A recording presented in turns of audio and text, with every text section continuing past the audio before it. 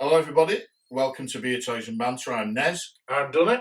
and today we're with YouTube legend. And if you're a toy collector and you watch any sort of reviews on YouTube, you'll instantly recognise SithLord229, also known as Steve Allsop. Steve, thanks very much for inviting us along to your collection. Thank you for coming. So what we're going to do is we're going to ask Steve to do a quick tour of his collection for us. And then he's kindly offered to take us to a local brewery and we're going to have a couple of pints. So Hope it's better than the beer last week. yeah, it's got to be better than the beer last week. So let's crack on. Yeah, do it. So Steve, quickly take us through your collection. Alright, so if we start from this side, got a few novelty bits, got comic packs, some signed figures on the side here. We've got R2 signed by Kenny Baker from one at Fan Fun Days. Nice. Urua signed by John Coppinger, which I won in one of your raffles at Dinner with Stars. Rise of Skywalker Blu-ray display from my local Asda, pinch that. Just a few board games up top. This predominantly is all Black Series stuff.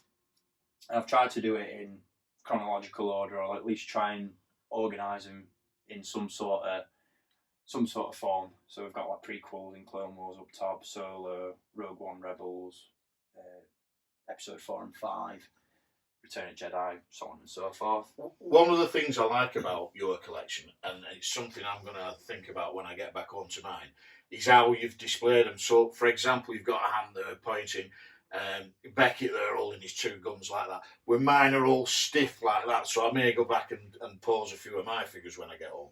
You know, this guy knelt down, that kind of thing. It really, really adds to the display of the figures. That's one of the things I've always tried to do in my collection, is get them displayed in dynamic poses. But like we were speaking about before we begun filming, I've always wanted a larger area to work with so that I can get more dynamic poses and more setups. Because to me, it looks great, but it doesn't do the figures justice because you can't see a lot of them because they're all just crowded behind each other. But I think I absolutely love it. It's something as simple as Maz holding out the lightsaber. It's just sublime, mate. Really good. Thank you. Yeah, that's like I said, predominantly Black Series, a few bits and pieces thrown in. Got a bit of a prototype fetch shelf going on here with Black Series helmet and some other bits and pieces. Miscellaneous figures from other Star Wars media, so you've got Galaxy's Edge, Mandalorian, a few boxed figures mainly from Gaming Greats, and yeah, just some other bits and pieces on that bookcase. And what about this shelf? This is a fascinating shelf here. So this is a bit of an hybrid Luke Skywalker and Empire Strikes Back focused items. It started off as being just a miscellaneous collection of bits and pieces, but as I've added stuff to collection in recent months, it's become a bit of a focus area. I've never been a massive overall fan of Luke, so it's kind of happened by accident. But yeah, they're just a bit of a focus area going on here. So we've got like the Black Series X-Wing pilot helmet, just scenes and things like that, and collectibles that are associated with Empire and with Luke. So we've got a Black Series centerpiece, Luke Skywalker and Yoda Dagobah Pop with Black Series figure to correspond. The San Diego Comic Con exclusive 3-pack featuring like an evolution of Luke. Nice. And then a Star Wars miniatures AT-AT. I really love that AT-AT. I've never seen that before. It's really nice. It is. I really like it because it's almost like one of them studio replicas that you could buy. I think were it Code 3 or someone that used to put things like that out. Yeah, and the weathering on it's really nice too. And for the price I paid for it as well, I think it were only about going back about 2007. I picked that up and it was 50 quid. So for that price, it's a bargain. And yeah, just a bit of artwork on top. This is a print by Jake. Really, really big fan of his work. Yeah. He's got that signed again on the Fan Fun Day event. Next to that, just like pins and lanyards and badges and whatever from conventions and things like that. Nice. So then just below that, we've got a continuation of my Black Series collection, but this is the original 12 Kenner figures in Black Series form, and with a bit of Episode 4 thrown in. Below that is a focus for Power of the Force, because that's what I grew up with. That's my vintage, is Power of the Force, and I'm a massive fan of that line. I absolutely love it. I know it gets a lot of hate, but it's one of my favourite collections. I think it's just fantastic. There's a certain charm about it. No, I love it too. It reminds me of when my son used to collect it, and I'm a big fan. And I can see you've got a good representation of Shadows of the Empire. I absolutely loved the game. That's when I was a gamer, when I had enough fingers to press all the buttons on a controller. I've always loved them figures, and I love some of the non-movie aspects of that line as well. The Power of the Force is that, like, some of the deluxe figures that you get for stuff that it never even appeared in any films, but it was just so ridiculous you had to buy it.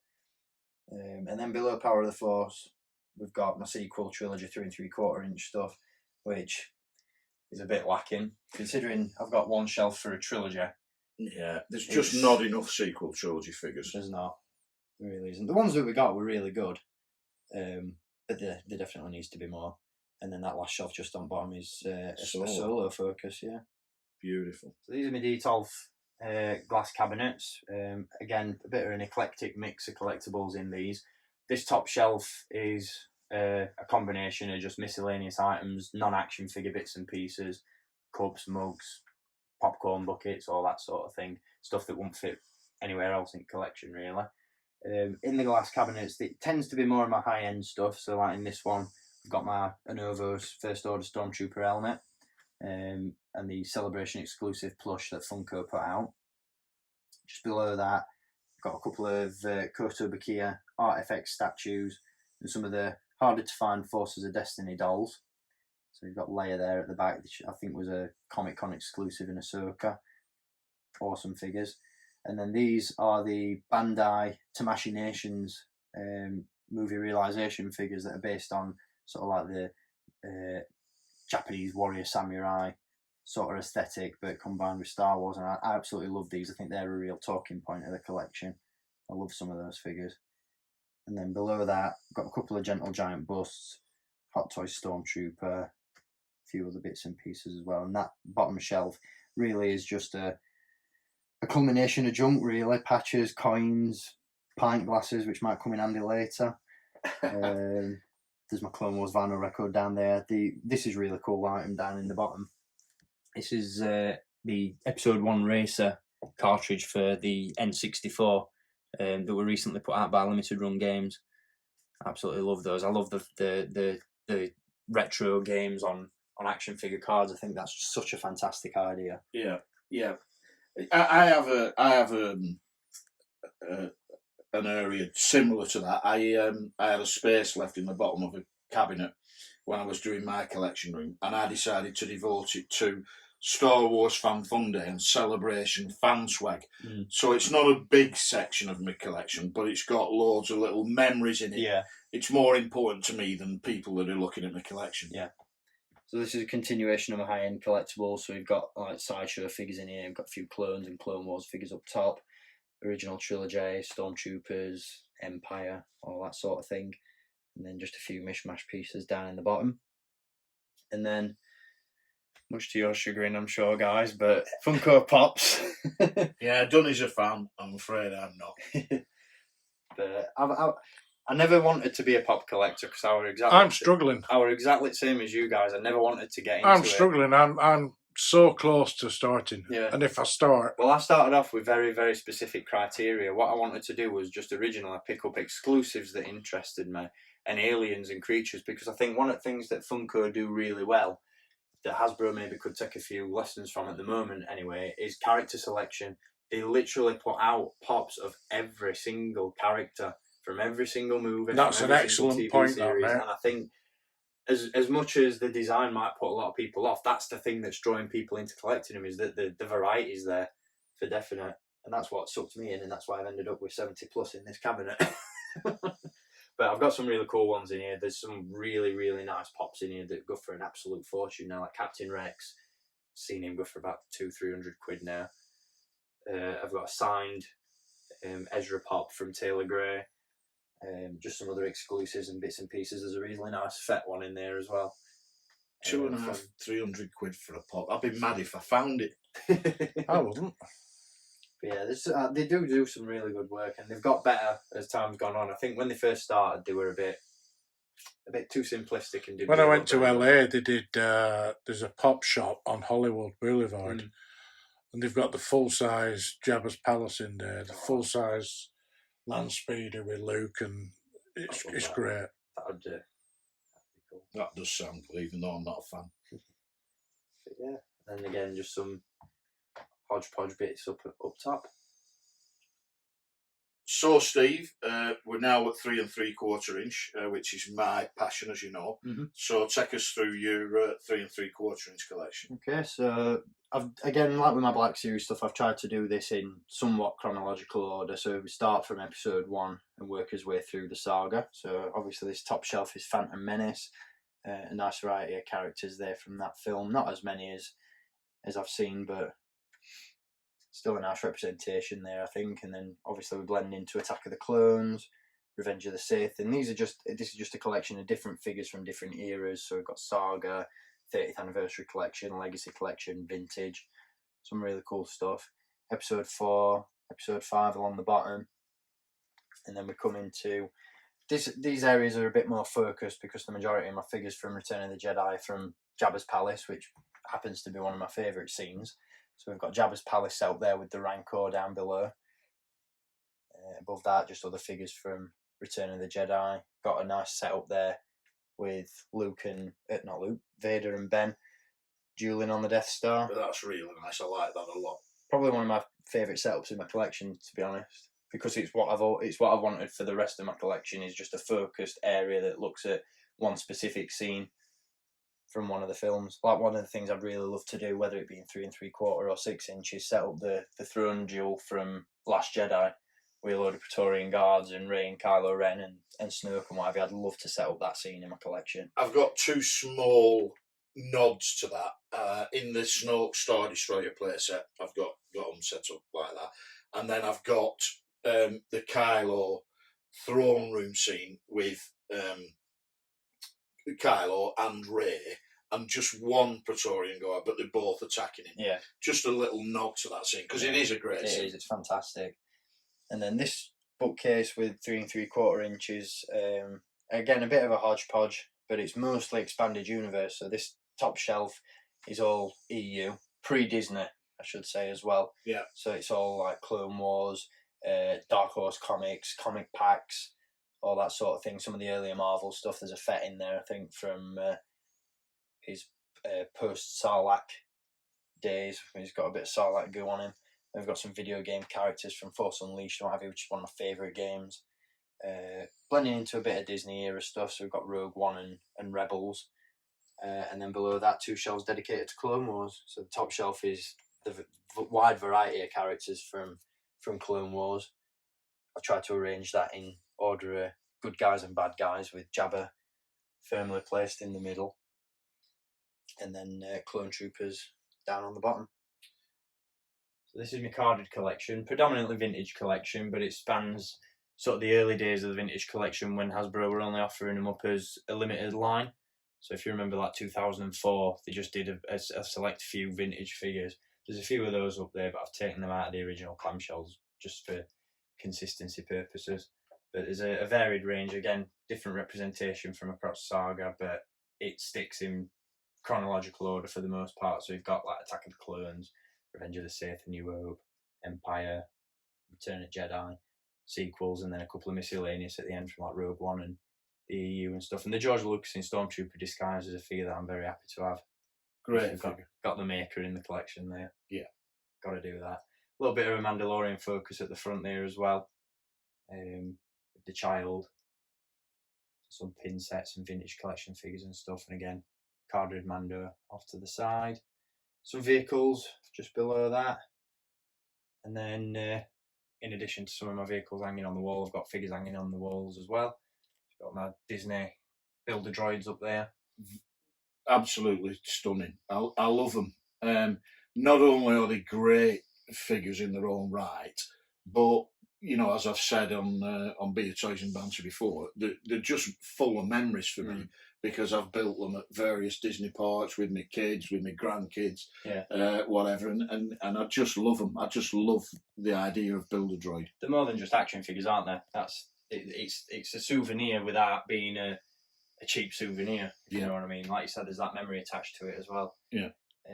But yeah, then as we pan across a bit more, we've just got like a couple of posters. This Rogue One print were picked up after the Rogue One panel at Celebration, and they were handing those out. Yeah. Got a few Mandalorian pop vinyls just underneath that, which I really like actually. I think they're some of the best Funkos that Hasbro have done. And as a rule, I tend to keep most of my pops in boxes, but I had to break these ones out because I just think they look great. And again, like we were saying earlier, that character representation is there as well. Yeah. And then just below that, some more vintage themed stuff. So you've got like the Black Series, 40th Anniversary Empire cards, and the Retro Collection from A New Hope up top. Nice. So, thanks very much for showing us around your collection, Steve. No worries. Really, really amazing collection. And as I've already said, I love the way that you've got all your figures in dynamic poses and all that. And it's something I'm going to think about when I get back onto my collection. So, if you're ready, let's go and drink some beer. Let's do it. So here we are. Steve's brought us to Thornbridge Brewery. They've got a great big beer hall, which is behind us there, or behind you there. So we're really looking forward to trying a few beers. Steve, lead on. So here we are at Thornbridge Brewery Beer Hall.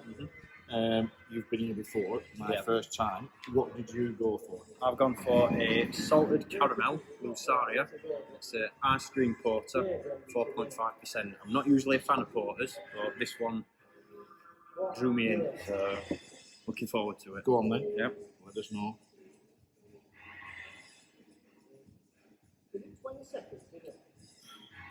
Really nice. It sounds great. It's really good. It sounds great, but I wanted to have a draft.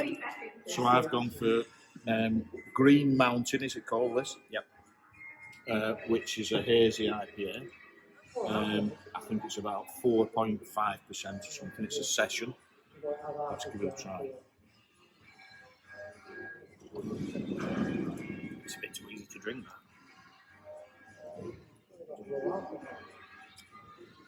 It's good, isn't it? It's really good. Really good. That's one of the best beers I've had for a long, long time. Dunny, what did you go for? I've gone for Pollard's, mate. It's 5%. It's a chocolate coffee milk stout. I've already tried it. Really good. Very much like the one we like from Black Sheep. Or Theakston's. That's the one. I'm sure you're referring to Barista. It's great, mate. You can definitely taste the coffee, which is always good. And it's not too overpowering. It's a great pint, that, mate. Really good. What a fabulous day out. Amazing beers. Happy, done it? And yeah, we've all got a carry out. We're going to take these on and carry on the Thornbridge drinking session. Thanks very much, Steve. What a brilliant place to bring us. No worries. Really good. Thank you for joining me.